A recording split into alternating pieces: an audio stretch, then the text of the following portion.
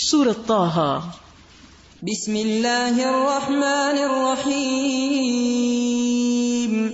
طٰہٰ ما انزلنا علیک القرآن لتشقى الا تذکرة لمن یخشى تنزیلا ممن خلق الارض والسماوات العلی الرحمن على العرش استوى له ما في السماوات وما في الأرض وما بينهما وما تحت الثرى وإن تجهر بالقول فإنه يعلم السر وأخفى الله لا إله إلا هو له الأسماء الحسنى۔ شروع کرتی ہوں اللہ کے نام سے جو بے انتہا مہربان نہایت رحم فرمانے والا ہے۔ طٰہٰ، ہم نے یہ قرآن تم پر اس لیے نازل نہیں کیا کہ تم مشقت میں پڑ جاؤ، یہ تو ایک یاد دہانی ہے ہر اس شخص کے لیے جو ڈرے۔ نازل کیا گیا ہے اس ذات کی طرف سے جس نے پیدا کیا زمین کو اور بلند آسمانوں کو، وہ رحمان ہے جو عرش پر مستوی ہے، مالک ہے ان سب چیزوں کا جو آسمانوں اور زمین میں ہیں اور جو زمین و آسمان کے درمیان ہیں اور جو مٹی کے نیچے ہیں۔ تم چاہے اپنی بات پکار کر کہو، وہ تو چپکے سے کہی ہوئی بات بلکہ اس سے بھی مخفی تر بات بھی جانتا ہے۔ وہ اللہ ہے، دلوں کے راز جانتا ہے، اس کے سوا کوئی الہ نہیں، اس کے لیے اچھے اچھے نام ہیں، لہ الاسماء الحسنی۔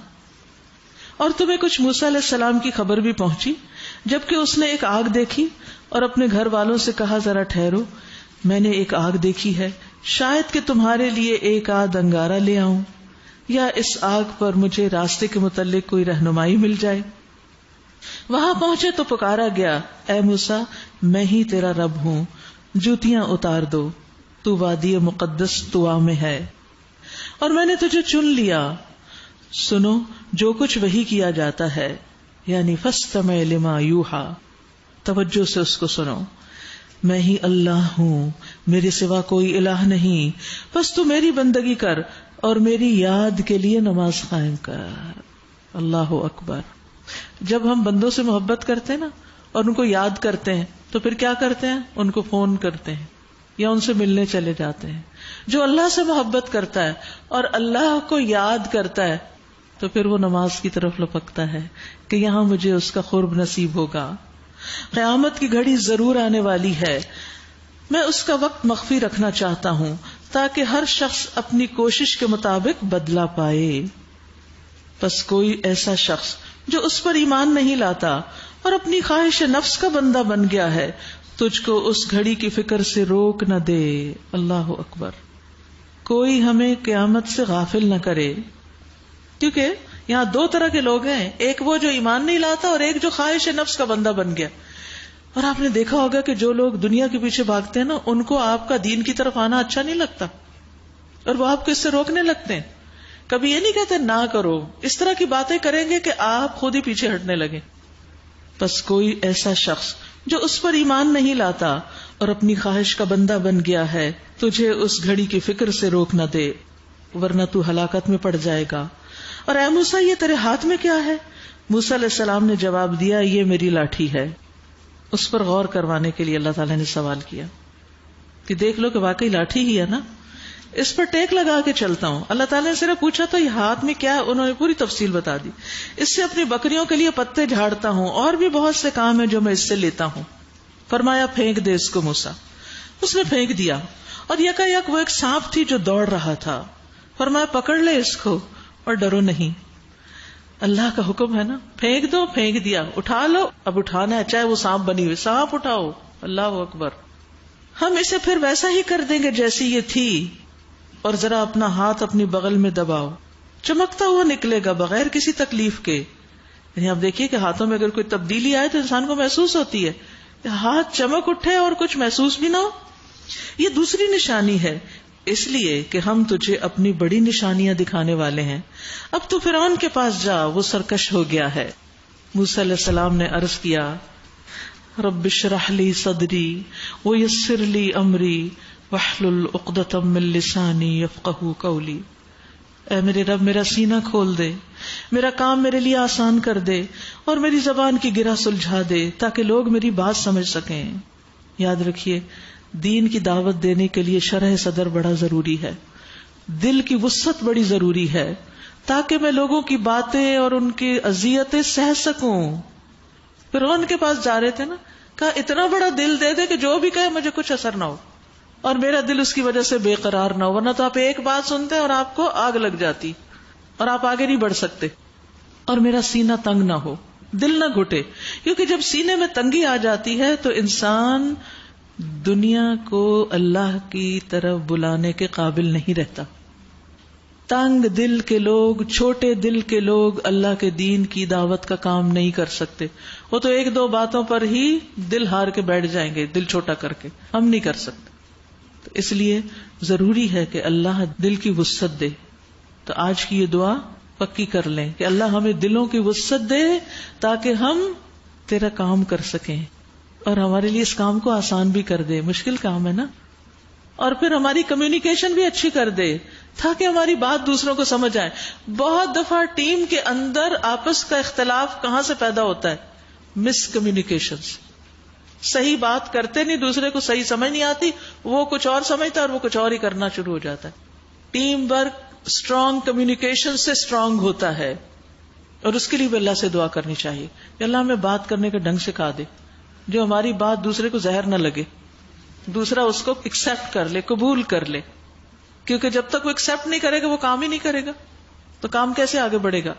چاہے وہ درس و تدریس ہو، تبلیغ ہو یا کوئی مینجمنٹ کا کام ہو، سب میں یہ اسکل چاہیے اور اس کے لیے دعا چاہیے۔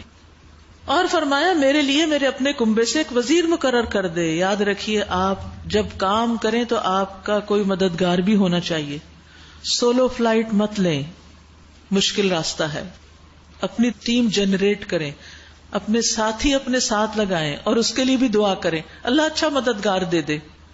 ہارون جو میرا بھائی ہے، کیونکہ انہیں ان کے اندر یہ قابلیت نظر آتی تھی، تو یہ انتخاب صرف خونی رشتے کی بنا پر نہیں ہے، قابلیت کی بنا پر ہے، کیونکہ اگر کسی کے اندر قابلیت نہ اور وہ ہمارے ساتھ لگ جائے تو اور ہمارے لیے وبال جان ہوتا ہے، خود کو بھی سنبھالو اور اس کو بھی سنبھالو۔ تو ایسے مددگار مانگیں کہ جو واقعی آپ کو اچھی سپورٹ دیں، اس کے ذریعے میرا ہاتھ مضبوط کر اور اس کو میرے کام میں شریک کر دے تاکہ ہم خوب تیری پاکی بیان کریں، کیونکہ ان کے اندر بھی اللہ کی محبت تھی، تو مل کے ہم تیرا ذکر کریں، وَنَذْكُرَكَ كَثِيرًا، کثرت سے تیرا ذکر کریں، تو ہمیشہ ہمارے حال پہ نگران رہا ہے۔ فرمایا دیا گیا جو تو نے مانگا ہے موسیٰ، مل گیا تجھے، سبحان اللہ، اللہ ہمیں بھی دے دے۔ ہم نے پھر ایک مرتبہ تجھ پر احسان کیا، یاد کرو وہ وقت جب کہ ہم نے تیری ماں کو اشارہ کیا، ایسا اشارہ جو وحی کے ذریعے سے ہی کیا جاتا ہے کہ اس بچے کو صندوق میں رکھ دو اور صندوق کو دریا میں چھوڑ دو، دریا اسے ساحل پر پھینک دے گا اور اسے میرا دشمن اور اس بچے کا دشمن اٹھا لے گا۔ میں نے اپنی طرف سے تجھ پر محبت طاری کر دی۔ سبحان اللہ، یہ بھی اللہ کا رزق ہوتا ہے کہ کسی کے لیے لوگوں کے دل میں محبت ڈال دے، اس سے کام آسان ہو جاتے ہیں۔ اور ایسا انتظام کیا کہ تو میری نگرانی میں پالا جائے۔ یاد کر جب تیری بہن چل رہی تھی، پھر جا کے کہتی ہے میں تمہیں اس کا پتہ دوں جو اس بچے کی اچھی طرح پرورش کرے، اس طرح ہم نے تجھے پھر تیری ماں کے پاس پہنچا دیا تاکہ اس کی آنکھ ٹھنڈی رہے اور وہ رنجیدہ نہ ہو۔ اور یہ بھی یاد کرو کہ تم نے ایک شخص کو قتل کر دیا تھا، ہم نے تجھے اس پھندے سے نکالا اور تجھے مختلف آزمائشوں سے گزارا، اور تو مدین کے لوگوں میں کئی سال ٹھہرا رہا، پھر اب ٹھیک اپنے وقت پر تو آ گیا اے موسیٰ۔ ہر کام کا ایک وقت ہوتا ہے، کبھی انسان کی زندگی میں بڑی آزمائشیں ہوتی ہیں، اللہ اس کو کسی بڑے کام کے لیے تیار کر رہا ہوتا ہے، بندہ گھبرا اٹھتا ہے لیکن اللہ اس کے ساتھ مہربانی کر رہا ہوتا ہے۔ میں نے تجھے اپنے کام کا بنا لیا۔ یاد رکھیے دین کا کام کرنے کے لیے بھی وہ سلیقہ اور وہ صلاحیت چاہیے، وہ گھڑائی چاہیے، اور ہم اس کے لیے عموماً تیار نہیں ہوتے۔ ہم چاہتے ہیں بس فوراً ہی ہمیں وہ سب کچھ مل جائے جو لوگوں کو ایک لمبی مشقت کے بعد ملا۔ آپ دیکھیے انبیاء کو کب نبوت ملی؟ 40 سال کی عمر میں۔ 40 سال وہ کبھی بکریاں چراتے رہے اور کبھی اور مشقتوں سے گزرتے رہے، اور پھر وہ اپنے وقت پر آ گئے، جیسے نبی صلی اللہ علیہ وسلم غار حرا میں تھے اور آپ کو نبوت ملی. جا تو اور تیرا بھائی میری نشانیوں کے ساتھ، اور دیکھو تم میری یاد میں کمی نہ کرنا. دین کا کام کرتے ہوئے اللہ کے ذکر کو نہ بھولیں. جاؤ تم دونوں فرعون کے پاس کہ وہ سرکش ہو گیا ہے. سرکش، اس سے نرمی سے بات کرنا، سرکش کے ساتھ نرمی کرنا. تو پھر اپنے ساتھیوں سے کیسے بات کرنی چاہیے اگر ان سے کوئی کام لینا ہو؟ فرعون کے ساتھ نرمی تو اپنے ساتھیوں سے تو پھر اور بھی محبت ہونی چاہیے. اس سے بڑا سرکش تو کوئی نہیں تھا جو اپنے آپ کو الہ کہتا تھا. پھر یاد رکھیے نرم بات صدقہ ہے، اس کے لیے جنت ہے جو گفتگو میں نرمی کرے. فرمایا اس سے نرمی سے بات کرنا، شاید کہ وہ نصیحت قبول کر لے یا ڈر جائے. فرعون سے بھی توقع رکھو کہ شاید بات مان جائے، تو اس سے کم تو ہر ایک سے توقع رکھنی چاہیے، امید کے ساتھ جانا چاہیے. دونوں نے عرض کیا اے ہمارے رب، ہمیں ڈر ہے کہ وہ ہم پہ زیادتی کرے گا یا سرکشی کرے گا. فرمایا ڈرو مت، میں تمہارے ساتھ ہوں. سبحان اللہ، سب کچھ سن رہا ہوں اور دیکھ رہا ہوں، میری مدد ہے تمہارے ساتھ. جاؤ اس کے پاس اور کہو کہ ہم تیرے رب کے بھیجے ہوئے ہیں، بنی اسرائیل کو ہمارے ساتھ جانے کے لیے چھوڑ دو، یعنی غلامی سے نجات دو اور ان کو تکلیف نہ دو. ہم تیرے پاس تیرے رب کی نشانی لے کر آئے ہیں، اور سلامتی ہے اس کے لیے جو راہ راست کی پیروی کرے. ہمیں وحی سے بتایا گیا ہے کہ عذاب ہے اس کے لیے جو جھٹلائے اور منہ موڑے. کہتے ہیں وحی کے ذریعے ہمیں پتا چلا ہے، ہم اپنے بات سے نہیں کہہ رہے. فرعون نے کہا اچھا تو پھر تم دونوں کا رب کون ہے موسیٰ؟ موسیٰ نے جواب دیا ہمارا رب وہ ہے جس نے ہر چیز کو اس کی ساخت بخشی، پھر اس کو راستہ بتایا. فرعون بولا اور جو پہلے کی نسلیں گزر چکی ہیں ان کی پھر کیا حالت تھی؟ موسیٰ نے کہا اس کا علم میرے رب کے پاس ایک نوشتے میں محفوظ ہے. کوئی ججمنٹ پاس نہیں کی کہ وہ جہنم میں یا جنت میں. کہا میرا رب جانتا ہے، میرا رب نہ چوکتا ہے نہ بھولتا ہے. وہی جس نے تمہارے لیے زمین کا فرش بچھایا اور اس میں تمہارے چلنے کو راستے بنائے اور اوپر سے پانی برسایا، پھر اس کے ذریعے سے مختلف قسم کی پیداوار نکالی. کھاؤ اور اپنے جانوروں کو بھی چراؤ، یقیناً اس میں بہت سی نشانیاں ہیں عقل رکھنے والوں کے لیے. اسی زمین سے ہم نے تمہیں پیدا کیا، اسی میں ہم تمہیں واپس لے جائیں گے اور اسی سے ہم تمہیں دوبارہ نکالیں گے. ہم سب کا یہی انجام ہے. ہم نے فرعون کو اپنی سبھی نشانیاں دکھائیں مگر وہ جھٹلائے چلا گیا اور نہ مانا. کہنے لگا اے موسیٰ، کیا تو ہمارے پاس اس لیے آیا کہ اپنے جادو کے زور سے ہمیں ہمارے ملک سے باہر نکالے؟ اچھا ہم بھی تیرے مقابلے میں ویسا ہی جادو لاتے ہیں، طے کر لے کب اور کہاں مقابلہ کرنا ہے. ہم نہ اس قرارداد سے پھریں گے نہ تم پھرنا، کھلے میدان میں سامنے آ جاؤ. موسیٰ علیہ السلام نے کہا جشن کا دن طے ہوا اور دن چڑھے لوگ جمع ہوں. فرعون نے پلٹ کر اپنے سارے ہتھ کنڈے جمع کیے اور مقابلے میں آ گیا. موسیٰ علیہ السلام نے عین موقع پر لوگوں کو مخاطب کر کے کہا شامت کے مارو، جھوٹی تہمتیں مت باندھو اللہ پر، ورنہ وہ ایک سخت عذاب سے تمہارا ستیہ ناش کر دے گا. جھوٹ جس نے بھی گھڑا وہ نامراد ہوا. یہ سن کر ان کے درمیان اختلاف رائے ہو گیا. وہ چپ کے باہم مشورے کرنے لگے، یعنی انہیں اپنی کمزوری کا پتا تھا اور انہوں نے کہا کہ یہ جو جادو ہے یہ اس کی کوئی حقیقت تو نہیں نا. یہ کتاب بھی ہے جادو حقیقت اور علاج، جن کو وہم ہو جاتا ہے نا کہ پتہ نہیں جادو ہے کہ نہیں، تو ان کے لیے بہت مفید، اس میں دعائیں وغیرہ بھی ہیں، علاج بھی ہے. آخر کار کچھ لوگوں نے کہا یہ دونوں تو محض جادوگر ہیں، ان کا مقصد یہ ہے کہ اپنے جادو کے زور سے تم کو تمہاری زمین سے بے دخل کر دیں اور تمہارے مثالی طریقے زندگی کا خاتمہ کر دیں. اپنی ساری تدبیریں آج اکٹھی کر لو اور ایکا کر کے میدان میں آ جاؤ.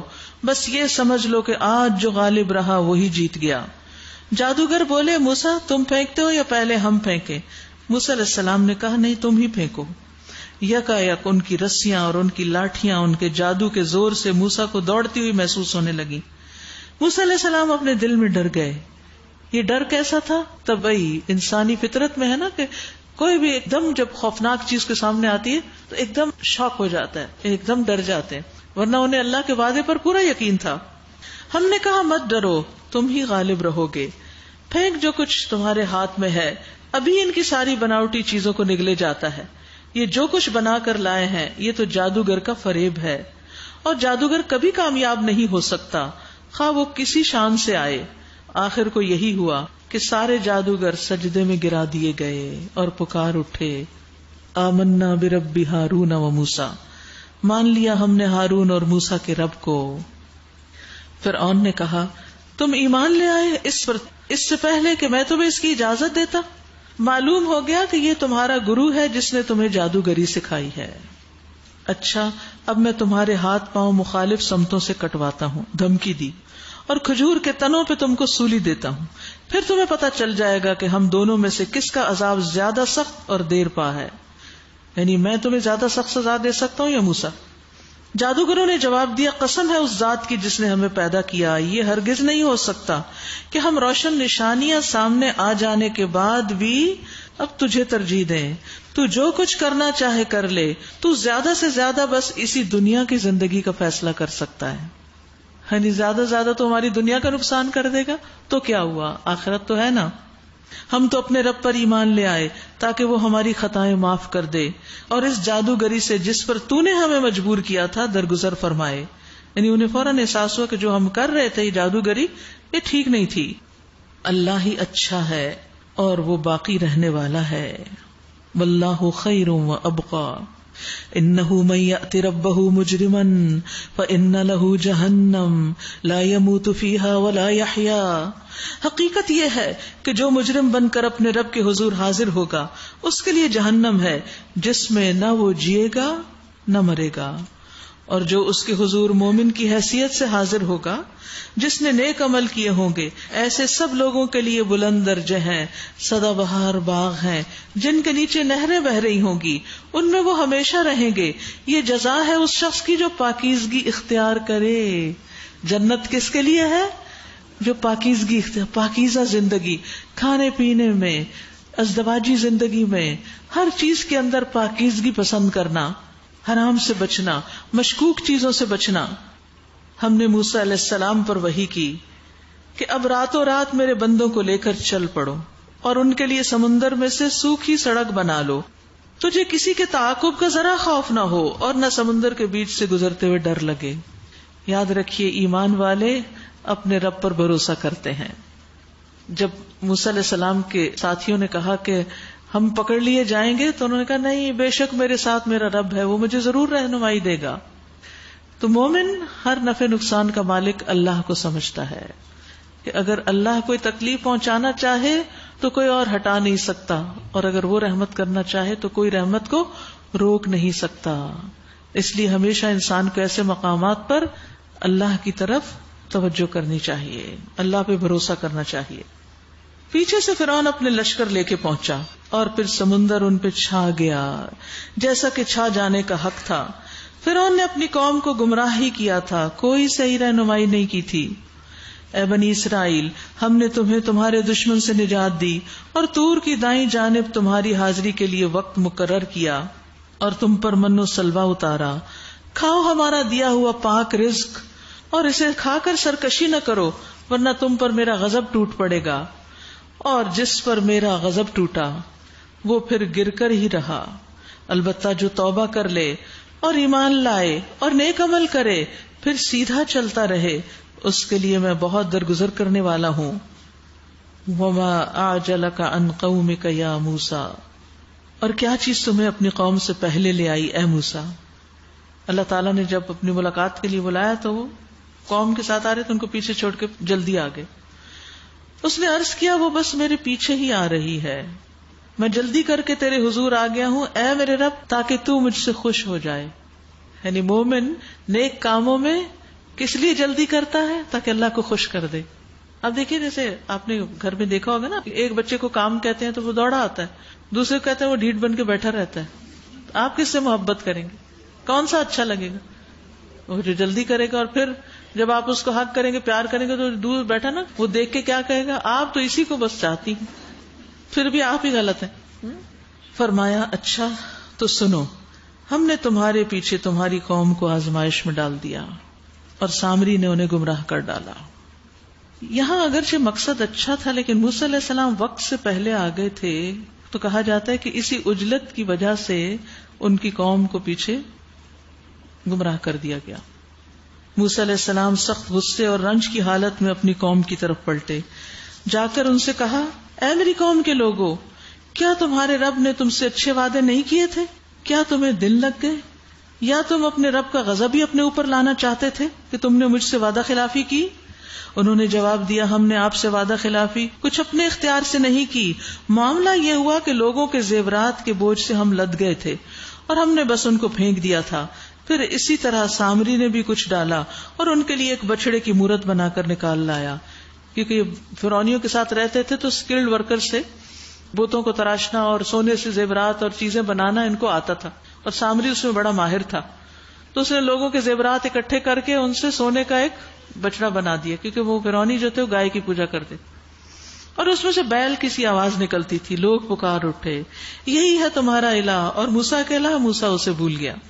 کیا وہ دیکھتے نہ تھے کہ نہ وہ ان کی بات کا جواب دیتا ہے نہ ان کے نفع نقصان کا کچھ اختیار رکھتا ہے؟ یہ کیسے الہ بن گیا صرف اس کے منہ سے ایک عجیب و غریب آواز سن کر؟ یہ کوالٹی ہوتی ہے الہ کی. ہارون موسیٰ علیہ السلام کے آنے سے پہلے ہی ان سے کہہ چکے تھے کہ لوگو تم اس کی وجہ سے فتنے میں پڑ گئے ہو، تمہارا رب تو بس رحمان ہے، بس تم میری پیروی کرو اور میری بات مانو. مگر انہوں نے اس سے کہہ دیا کہ ہم تو اسی کی پرستش کرتے رہیں گے جب تک کہ موسیٰ واپس نہ آ جائے. موسیٰ علیہ السلام قوم کو ڈانٹنے کے بعد ہارون کی طرف پلٹے علیہ السلام. بولے ہارون جب تم نے دیکھا تھا کہ یہ گمراہ ہو رہے ہیں تو کس چیز نے تمہارا ہاتھ پکڑا تھا کہ میرے طریقے کی پیروی نہ کرو؟ کیا تم نے میرے حکم کی خلاف ورزی کی؟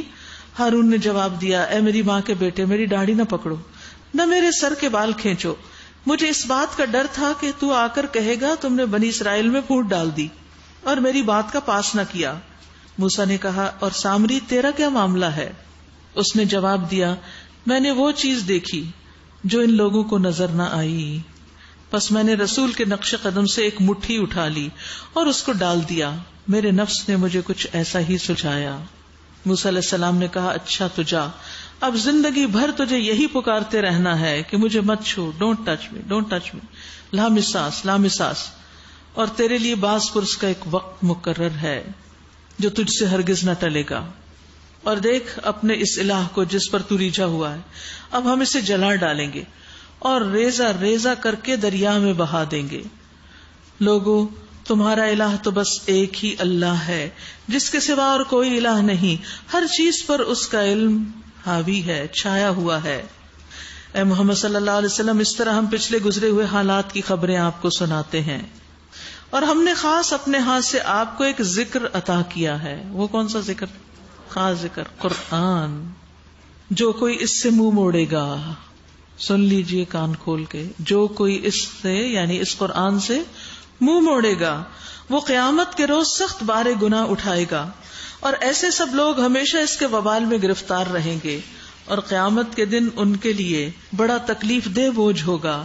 اس دن جب کہ سور پھونکا جائے گا اور ہم مجرموں کو اس حال میں گھیر لائیں گے کہ ان کی آنکھیں دہشت کے مارے پتھرائی ہوئی ہوں گی. آپس میں چپ کے کہیں گے کہ دنیا میں مشکل ہی سے تم نے کوئی 10 دن گزارے ہوں گے. ہمیں خوب معلوم ہے کہ وہ کیا باتیں کر رہے ہوں گے. ہم یہ بھی جانتے ہیں کہ اس وقت ان میں سے جو زیادہ سے زیادہ محتاط اندازہ لگانے والا ہوگا وہ کہے گا کہ نہیں، تمہاری دنیا کی زندگی بس ایک دن کی زندگی تھی. اللہ اکبر. یہ ہماری زندگیاں قیامت کے دن کیا لگیں گی؟ ایک دن. یہ لوگ تم سے پوچھتے ہیں آخر اس دن یہ پہاڑ کہاں چلے جائیں گے؟ کہو میرا رب ان کو دھول بنا کر اڑا دے گا اور زمین کو ایسا ہموار چٹیل میدان بنا دے گا کہ اس میں تم کوئی بل اور سلوٹ نہ دیکھو گے. اس روز سب لوگ منادی کی پکار پر سیدھے چلے آئیں گے، کوئی ذرا اکڑ نہ دکھا سکے گا، اور آوازیں رحمان کے آگے دب جائیں گی، ایک سرسراہٹ کے سوا تم کچھ نہ سنو گے. یہ ہے قیامت کا دن. اس روز شفاعت کارگر نہ ہوگی الا یہ کہ کسی کو رحمان اس کی اجازت دے اور اس کی بات سننا پسند کرے.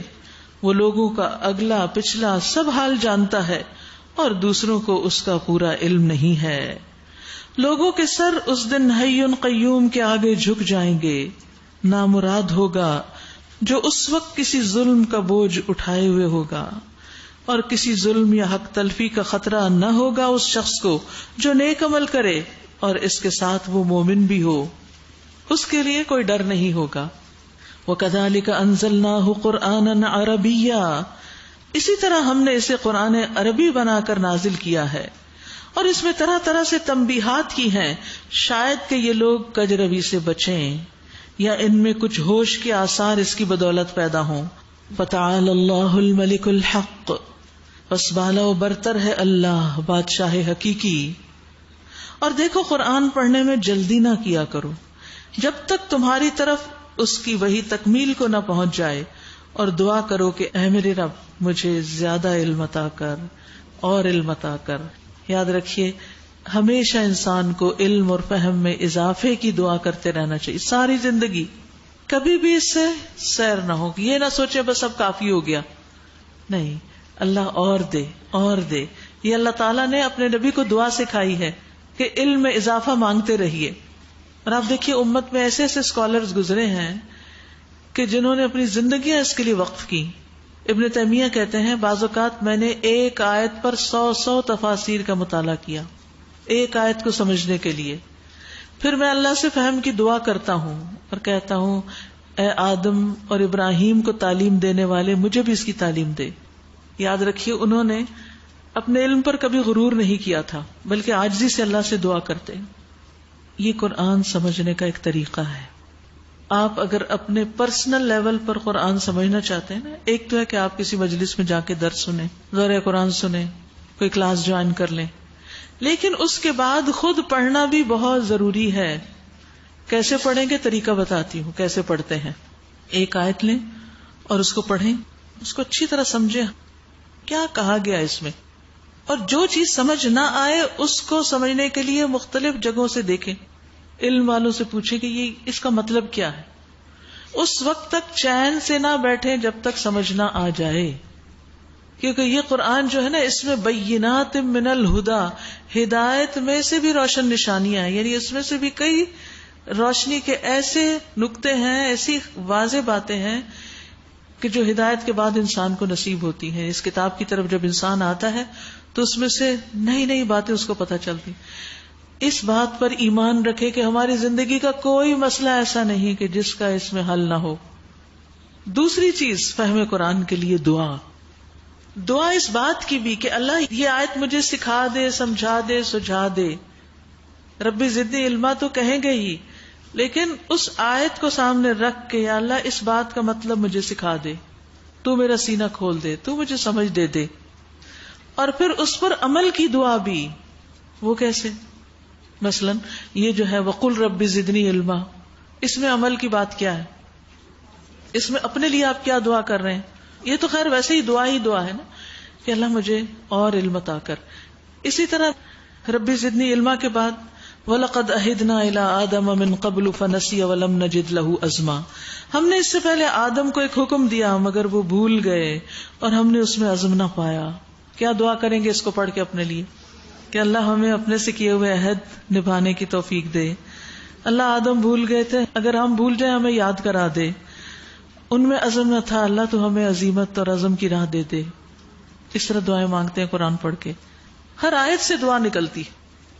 اور یاد رکھیے ہمیشہ اللہ سے دعا کرے اللہ وہ علم دے جو مجھے فائدہ دے، اور اللہ مجھے وہ علم نہ دے جس میں میرا کوئی فائدہ نہیں، اللہ مجھے اس سے بھی بچا. اللہم انفعنی بما علمتنی وعلمنی ما ینفعنی وارزقنی علما تنفعنی بہ. اے اللہ تو مجھے جو علم نصیب فرمائے اس سے مجھے فائدہ پہنچا، اور مجھے وہ علم دے جو مجھے فائدہ دے، اور مجھے ایسا علم دے جس کے ذریعے میں فائدہ اٹھا سکوں. اور ایک اور دعا اللہم انی اعوذ بک من علم لا ینفع. اللہ میں اس علم سے پناہ چاہتی ہوں جو مجھے کوئی فائدہ نہ دے، بیکار چیزیں مجھے نہیں سیکھنی، میرا وقت ضائع نہ ہو. زندگی تھوڑی سی ہے، علوم بے پناہ ہیں، کیا کیا سیکھیں گے؟ تو فائدہ مند کی حرص رکھیں. وَإِذْ قُلْنَا لِلْمَلَائِكَةِ اسْجُدُوا. یاد کرو وہ وقت جب ہم نے فرشتوں سے کہا کہ آدم کو سجدہ کرو تو وہ سب سجدے میں گر گئے مگر ابلیس تھا کہ انکار کر بیٹھا. اس پر ہم نے آدم سے کہا دیکھو یہ تمہارا اور تمہاری بیوی کا دشمن ہے، ایسا نہ ہو کہ یہ تمہیں جنت سے نکلوا دے. اللہ نے پہلے ہی بتا دیا، اللہ کو پتا تھا ابلیس کیسا ہے، وہ کیا کیا کرے گا، ورنہ تم مصیبت میں پڑ جاؤ گے. یہاں تو تمہیں یہ آسائشیں حاصل ہیں کہ نہ بھوکے ننگے رہتے ہو، نہ پیاس اور دھوپ تمہیں ستاتی ہے. لیکن شیطان نے اس کو پھسلا دیا، کہنے لگا آدم بتاؤں تمہیں وہ درخت جس سے ابدی زندگی اور لا زوال سلطنت حاصل ہوتی ہے. انسان کی ویکنس، ہمیشہ جیوں اور کوئی اونچی جگہ ملے مجھے، بادشاہت ملے. آخر کار دونوں میاں بیوی اس درخت کا پھل کھا گئے. نتیجہ کیا ہوا؟ نتیجہ یہ ہوا کہ فوراً ہی ان کے سطر ایک دوسرے کے آگے کھل گئے اور لگے دونوں اپنے آپ کو جنت کے پتوں سے ڈھانکنے. آدم علیہ السلام نے اپنے رب کی نافرمانی کی اور راہ راست سے بھٹک گئے. پھر اس کے رب نے اسے چن لیا اور اس کی توبہ قبول کر لی اور اسے ہدایت بخشی اور فرمایا تم دونوں یعنی انسان اور شیطان یہاں سے اتر جاؤ، تم ایک دوسرے کے دشمن رہو گے. اب اگر میری طرف سے تمہیں کوئی ہدایت پہنچے تو جو میری ہدایت کی پیروی کرے گا وہ نہ بھٹکے گا نہ بدبختی میں مبتلا ہوگا، اور جو میرے ذکر سے منہ موڑے گا، کون سا ذکر؟ یہ کتاب، اس کے لیے دنیا میں زندگی تنگ ہوگی اور قیامت کے روز ہم اسے اندھا اٹھائیں گے. اللہ اکبر. یہ قرآن سے منہ موڑنے کا نتیجہ ہے. وہ کہے گا اے میرے رب، دنیا میں تو میں آنکھوں والا تھا، یہاں مجھے اندھا کیوں اٹھایا گیا؟ اللہ تعالیٰ فرمائے گا ہاں اسی طرح تو ہماری آیات کو جب کہ وہ تیرے پاس آئی تھی تو نے بھلا دیا تھا، اسی طرح آج تو بھلایا جا رہا ہے. لیکن فَمَنِ اتَّبَعَ هُدَايَ فَلَا يَضِلُّ وَلَا يَشْقَى، جو اس ہدایت کی پیروی کرے گا نہ گمراہ ہوگا نہ مصیبت میں پڑے گا. ابن عباس کہتے ہیں کہ اللہ نے ضمانت دی ہے کہ جو قرآن پڑھتا ہے اور اس پر عمل کرتا ہے وہ دنیا میں گمراہ نہیں ہوگا اور آخرت میں محروم نہیں ہوگا. اور پھر انہوں نے یہی آیت پڑھی. لیکن اس کے برعکس جو اس کو بھلا دے اس کے لیے تنگی، معیشتاً ضنکا، یعنی سب کچھ ہوتے ہوئے بھی اس کے لیے تنگی، اس کے ماحول میں، اس کی ہر چیز میں سینے کی گھٹن، دل کی بے چینی، یعنی خواہ وہ اپنی مرضی کا لباس پہنتا ہو، مرضی کا کھاتا ہو، مرضی کی رہائش ہو، ہر چیز ہو زندگی کی اس کے پاس، ہر نعمت، لیکن دل کی گھٹن، تنگی اور ڈپریشن سے نجات نہیں پا سکتا جب تک وہ اس کتاب کی طرف نہیں لوٹے گا. ہمیشہ پریشانی، حیرت، شک میں رہے گا، ہمیشہ متردد، ہر وقت دل میں کوئی خوف اور کھٹکا. اس کا حل کتاب اللہ کو مضبوطی سے تھام لینا ہے، اس کی طرف پلٹنا ہے. اور یہ تو ہے دنیا میں، اور آخرت میں جو شخص کتاب سے منہ موڑے گا وہ اندھا اٹھایا جائے گا، کیونکہ اس نے دنیا میں اس کتاب کو پڑھا نہیں، سمجھا نہیں، اس کے مطابق زندگی نہیں بسر کی، تو یہ اس کا جیسا عمل ویسا نتیجہ ہوگا. اور اسے بتا دیا جائے گا جیسے تو نے بلایا آج تجھے بلایا جا رہا ہے. اس طرح ہم حد سے گزرنے والے اور اپنے رب کی آیات نہ ماننے والے کو دنیا میں بدلہ دیتے ہیں، اور آخرت کا عذاب زیادہ سخت اور زیادہ دیر پا ہے. پھر کیا ان لوگوں کو تاریخ کے سبق سے کوئی ہدایت نہیں ملی کہ ان سے پہلے کتنی ہی قوموں کو ہم ہلاک کر چکے ہیں جن کی برباد شدہ بستیوں میں آج یہ چلتے پھرتے ہیں. در حقیقت اس میں بہت سی نشانیاں ان لوگوں کے لیے جو عقل سلیم رکھنے والے ہیں. اگر تیرے رب کی طرف سے ایک بات پہلے طے نہ کر دی گئی ہوتی اور مہلت کی ایک مدت مقرر نہ کی جا چکی ہوتی تو ضرور ان کا بھی فیصلہ چکا دیا جاتا. بس اے محمد صلی اللہ علیہ وسلم، جو باتیں یہ لوگ بناتے ہیں ان پر صبر کیجئے اور اپنے رب کی حمد و ثنا کے ساتھ اس کی تسبیح کیجئے، سورج نکلنے سے پہلے اور غروب ہونے سے پہلے، اور رات کے اوقات میں بھی تسبیح کیجئے اور دن کے کناروں پر بھی، شاید کہ تم راضی ہو جاؤ اور نگاہ اٹھا کر بھی نہ دیکھو دنیاوی زندگی کی اس شان و شوکت کو جو ہم نے ان میں سے مختلف طرح کے لوگوں کو دے رکھی ہے. یعنی آخرت کی نعمتوں پر توجہ دو، دنیا سے بے رغبت رہو، وہ تو ہم نے انہیں آزمائش میں ڈالنے کے لیے دی ہے. دنیا کی نعمتیں امتحان ہے ہمارا، اور تیرے رب کا دیا ہوا رزق حلالی بہتر اور پائندہ تر ہے.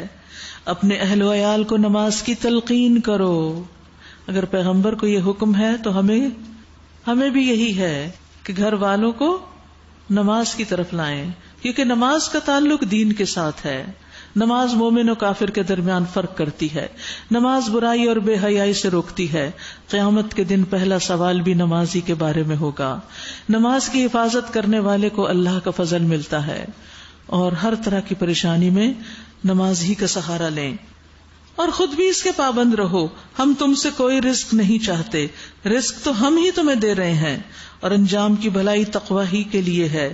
وہ کہتے ہیں کہ یہ شخص اپنے رب کی طرف سے کوئی نشانی یعنی معجزہ کیوں نہیں لاتا؟ اور کیا ان کے پاس اگلے صحیفوں کی تمام تعلیمات کا بیان واضح نہیں آ گیا؟ اگر ہم اس کے آنے سے پہلے ان کو کسی عذاب سے ہلاک کر دیتے تو پھر یہی لوگ کہتے کہ اے ہمارے رب، تو نے ہمارے پاس کوئی رسول کیوں نہ بھیجا کہ ذلیل و رسوا ہونے سے پہلے ہی ہم تیری آیات کی پیروی اختیار کر لیتے. ان سے کہیے ہر ایک انجام کار کے انتظار میں ہے، پس اب منتظر رہو، ان قریب تمہیں معلوم ہو جائے گا کیا کہ من اصحاب الصراط السوی ومن اہتدی، کہ سیدھی راہ چلنے والا کون ہے اور کون ہدایت یافتہ ہے۔ اللہ تعالی ہم سب کو ہدایت عطا فرمائے۔ وآخر دعوانا ان الحمد للہ رب العالمین۔ دیکھیے کہ اولاد کی ہدایت اور تربیت کی بات ہوتی رہی، ان کے لیے جو دعائیں ہیں وہ ساری اس ایک کارڈ میں اکٹھی کر دی گئی ہیں۔ بچے پیدا نہیں ہوئے تب بھی دعا کریں، ہو چکے ہیں تب بھی ان کے لیے دعا معمول بنا لیں، اور اس کے ساتھ ساتھ آج کی جو دعائیں ہیں وہ بھی پڑھتے رہیں۔ کتاب نکال لیجیے، پیج 9۔ رب انی لما انزلت الی من خیر فقیر۔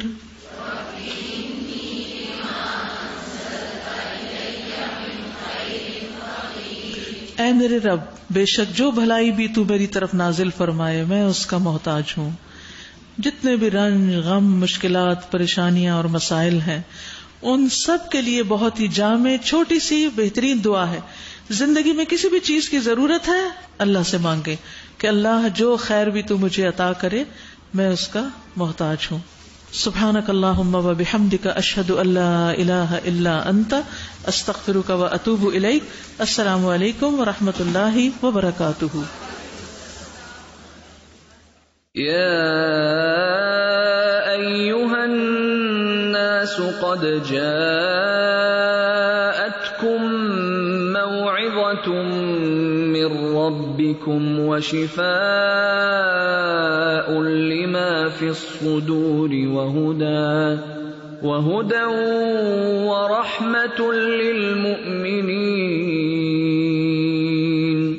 قل بفضل اللہ وبرحمتہ فبذلک فلیفرحوا هو خیر مما یجمعون۔